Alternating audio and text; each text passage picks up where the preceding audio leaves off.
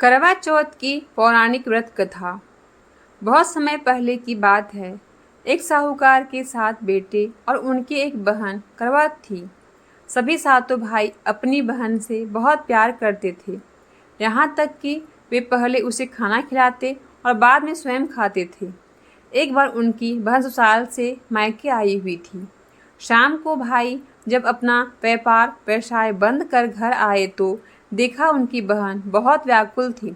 सभी भाई खाना खाने बैठे और अपनी बहन से भी खाने का आग्रह करने लगे, लेकिन बहन ने बताया कि उसका आज करवा चौथ का निर्जल व्रत है और वह खाना सिर्फ चंद्रमा को देखकर ही, उसे अर्घ्य देकर ही खा सकती है।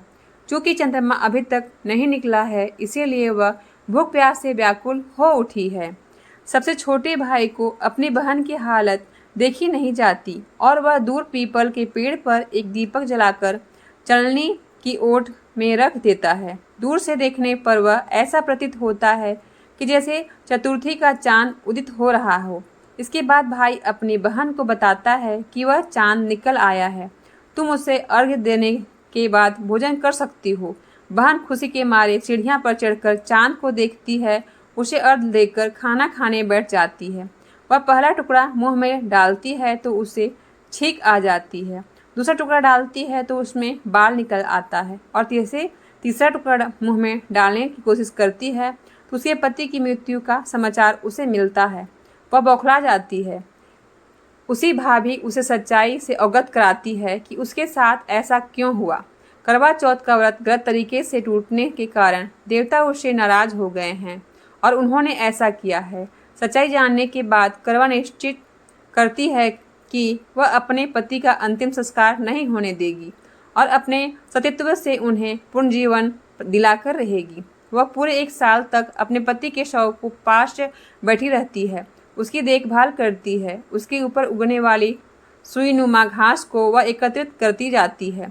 1 साल बाद फिर करवा चौथ का दिन आता है। उसकी सभी भाभियाँ करवा चौथ का व्रत रखती है। जब भाभियाँ उसे आशीर्वाद लेने आती है तो वह प्रत्येक भाभी से यम सुई ले लो, पी सुई दे दो, मुझे भी अपनी जैसी सुहागन बना दो, ऐसा आग्रह करती है। लेकिन हर बार भाभी उससे अगली भाभी से आग्रह करने का कह चली जाती है। इस प्रकार जब 6ठे नंबर की भाभी आती है तो करवा उससे भी यही बात दोहराती है।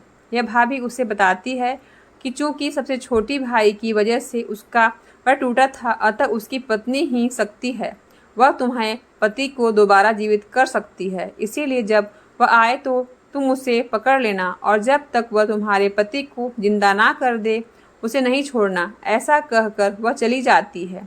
सबसे अंत में छोटी भाभी आती है। करवा उनसे भी सुहागन बनने का आग्रह करती है, लेकिन वह टाल मटोल करने लगती है।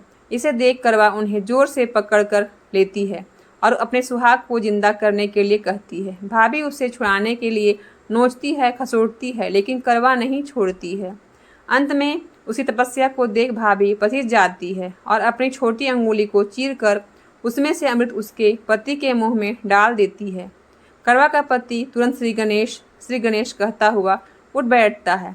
इस प्रकार प्रभु कृपा से उसकी छोटी भाभी के माध्यम से करवा को अपना सुहाग वापस मिल जाता है।